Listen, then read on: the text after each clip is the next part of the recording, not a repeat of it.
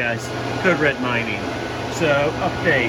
So, as you guys know, I was getting ready to do hard tubing on the grow tent. I found the time today to do it, and I got it all hooked up. Here is the end result. You have two 8-inch tubes with two 8-inch inlines with one 8-inch inlet. So I cut a piece of wood, 3 adapters. And I just turned it on here. So I've been testing for any leaks, making sure, you know, there's no issues here. So I actually put the inlines right here, then blows directly outside. The amount of airflow that I'm getting blowing outside is really insane. And then the suction I'm getting compared to the flex tubing is, I mean, it has to be at least triple what I was getting with flex tubing. Now, this is pushed up extremely tight against the screen outside, so there's no transfer of heat up here. I made sure to check that repeatedly. What is coming in here is fresh, cool air. The RPMs are pushing out too fast and too hard for this to catch air like that, so it was a concern I had, and if that was the issue, I would have basically just capped that and then pulled air from inside the house. So yeah, as you can see, I have so the adapter, 8-inch adapter, so I like flexed the things on both sides. I duct taped it all. I bought this 3mm duct tape, and it was like, it's just like super awesome duct tape. All this duct tape you see. So I had like this Velcro thing that I could have sealed this up with, but I just decided to seal it up with duct tape from both sides attached to the board because I wanted as tight a seal as possible. So as you can see, it's sealed. So I went on the outside and I resealed everything. So this is all sealed up here. This piece of wood is completely sealed, separate from this piece over here. Like I said, I went outside, I resealed the screen on, I resealed the window. It's getting ready to be like ladybug and stink bug season, so I definitely wanted to reseal everything because those, especially the stink bugs, they're attracted to the heat of mining. So really my only concern would be like rain to be drawn in through this one, but there I have quite a ledge out there, so I don't think that'll happen. It's actually raining right now and no rain has come into the tube. Obviously they won't come into these tubes because they're blowing outward at 720 CFM. So okay, so let me give you a breakdown. So we went adapter, inline, 90, so it's like a rotating 90. I got it from Menards, so I was able to, you know, attach it right here and then rotate each one of these elbows to the exact, I guess, placement I needed. Then I have the straightaway.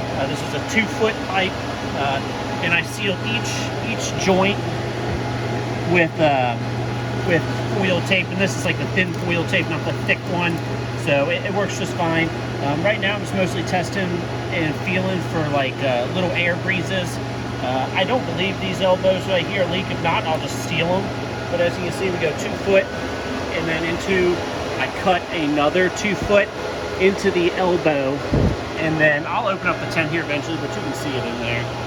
Let's see, there is the one, and then the others right here. Actually can't see because they're flexing, but disregard that. Okay, so I'll open it up here in a minute.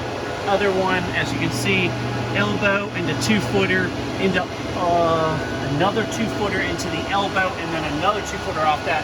I'm actually going to be going back to Menards. I made sure to buy plenty of pieces so I could make sure that I had enough tubing. I didn't want to not have enough tubing because once I started this, so I've had my farm off for about 5 hours now, because it just wasn't possible to do this and the farm at the same time. But you can see, I mean, look at the suction I'm getting. I mean, my tent is like, I mean, it's like racing on this, on the side of it. It's actually pretty crazy how much negative pressure I'm getting. And for example, so this fan, this inline fan is not on. I just use this so I can put the filter over it. But you can see how quick that thing is cranking. That thing is not plugged in. That is just cranking from negative pressure only. But yeah, I mean, you can see how much the side of the tent is sucked in. See how, I mean, it's almost like caving in. So the amount of negative pressure I'm getting versus when I was using flex tubing is incredible. I actually have the tent pushed up flat against the back wall back there. You can actually see the back wall sucking inward because the negative pressure is so much. And when I stick my hand up against those versus when I had flex tubing, like it almost sucks my hand in. It's actually just bonkers how much, and yes, I used the word bonkers. I regret using it immediately. It was actually, it's crazy the amount of suction difference. We'll look at the heat. Let me grab this light here. So in order for me to look at, I need to buy a new thermometer, but whatever. So right now it's up to 83 degrees in there, which is fine. There it is. I know the glare is bad. I apologize. There's the other tube right there. And then I kind of like see that one. So what I'm going to get from Menards, I'm going to get another, because I don't particularly like this placement because the hot air is actually evacuating to the back of the tent. So I actually want like a, I guess like a right turn register. So I want a large rectile to have more circumference. This one I want to put like a register type end on that pipe right there to just bring out more area to suck up more heat. I think the amount of suction I have, for me not to expand the amount of area that can be sucked up would just be silly not to do. And it's not like it's going to hurt anything doing it like that. So yeah. And then so over here, you can see I got the board, and then this is just a, you know, this is from like the Vivo Sun or AC Infinity insulated black, and this is pulling air in. It's coming in right there, and then it's putting cool air right in front of the rigs. Like I said, that's my only issue with this one is I don't like its placement, so I actually cut that hole in the tent, and as you can see, it's sealed on both sides with foil tape, and then attached to the pipe, I put seal over each joint, sealed them all together with the foil tape. I didn't want to risk any leaks. This back one was more of a difficult like angle than this one, but see that one has the sleeve right there, so I'm actually attached to the sleeve too. Obviously, as you can see, I don't have the space on the ceiling to run this stuff, but so I mean I went to Menards. I guessed I would need 4 right angles, and I didn't know like rotating right angles like this were a thing. Thank God they were, because it wouldn't have been possible for me to do this in one go if it wasn't for these like rotating type right angles, or the elbows you want to call them. So the next big thing long term is going to see how everything holds up to the heat. As you know, the amount of heat that we produce is pretty insane. So we're going to see how like this duct tape, the foil tape, it all holds up long term to the heat. Obviously I want to make sure to monitor everything closely, as when you make giant changes to your tent, it's important to, you know, check everything. I'm hoping that my ventilation is good, that I can get some of my other rigs back in the tent. So right now, I had to move this shelf to be able to do all this. Right now, as you can see, those rigs will stay out, those PCs, but I have 2 open air rigs. I would like to at least get one back in and put it on the top shelf here with my other, with the Mindbox 8. I did have it in there before, but the temperatures were getting a little too warm for it, so I had to go ahead and just pull it back out of the tent. I do not like the extra heat outside the tent. That kind of defeats the purpose. I don't mind having one rig outside the tent, and those can be like my hottest cards that just cannot tolerate the tent for some reason, or they're just annoying cards, and so they need to be outside the tent where it's extra cool, blah blah blah. That's fine. I don't mind having one rig like that, but having 2 outside, and it's just producing too much heat outside of my tent. So as of right now, the rigs have been online for, let's see,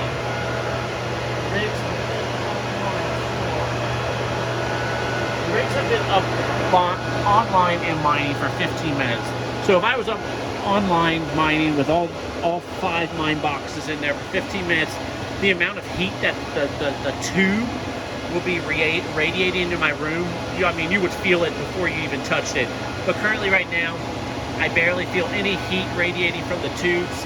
The thickness of the steel tubes is not only helping move more air because there's less restrictions, there's less sag in the I guess in the tubing is the word, and it's also thicker, so I'm not radiating more heat into my room.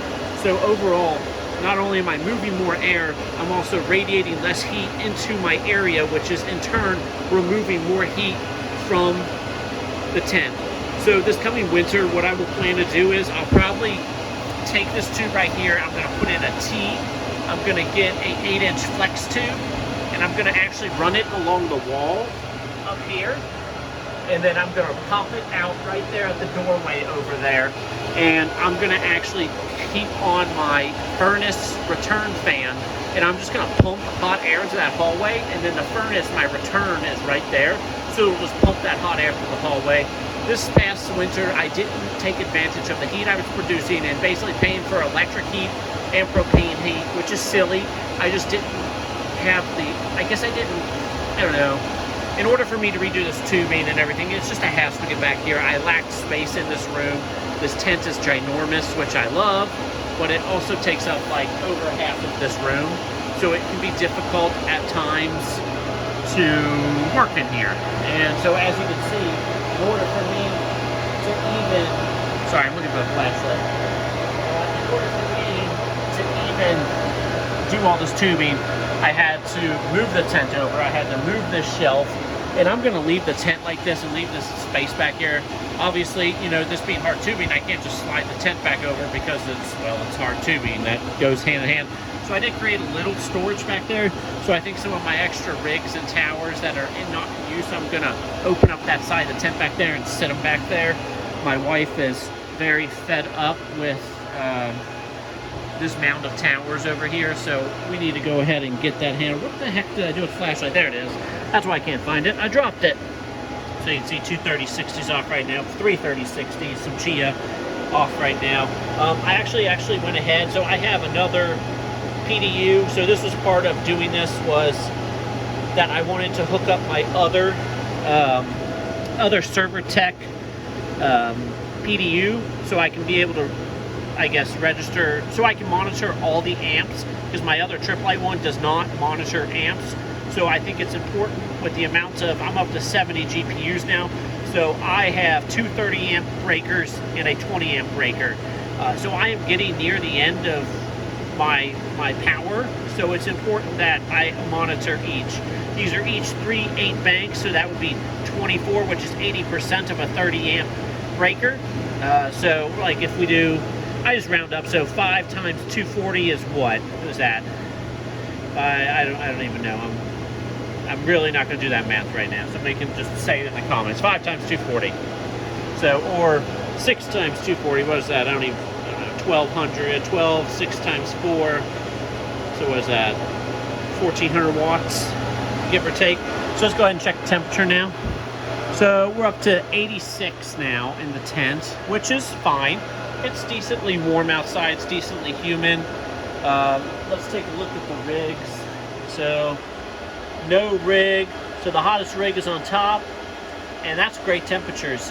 Usually some of those 1660 Supers, especially the ones that I took the coolers off with, are at 65. You can see how low the fans are. So recently I decided to turn the auto fans down to where they can take the fans down to 10% just to save on power. As you can see how low those are. My Mindbox 6, you can see this fan's not even on. It never is on. I actually think it's wonky. I think it's a Strix 3070. It's one of my first 3070s I had. I got the Mindbox 8, the old one.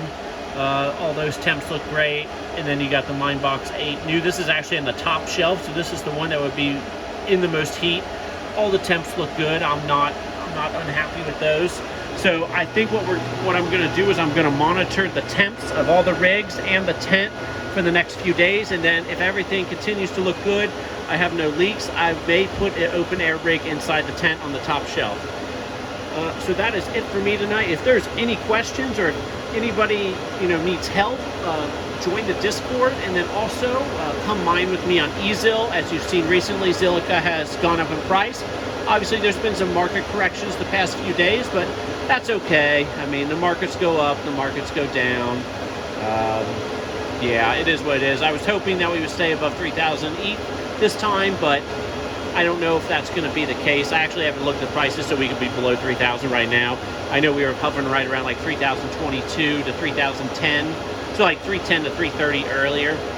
So yeah, and then obviously Zilliqa has fell in price, but still worth tons more than what it was, like 5 to 6 cents more than it was just a month ago. So yeah, there's a link for the eZill page in the description of this video. Follow that link and then start mining on eZill, and then when you sign in, we'll both get discounted fees. And actually right now in Easyhill, there are 0% fees. So yeah, that's it for this video. I put in a lot of work today on this. I'm sweaty, I'm gross.